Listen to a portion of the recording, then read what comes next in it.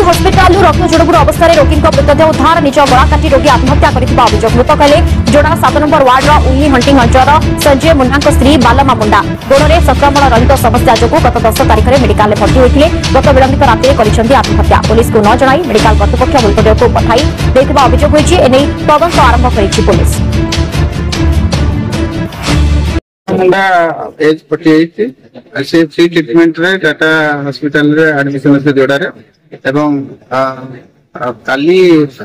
आज भोर 4:30 रे से मृत्युवरण करछन्ते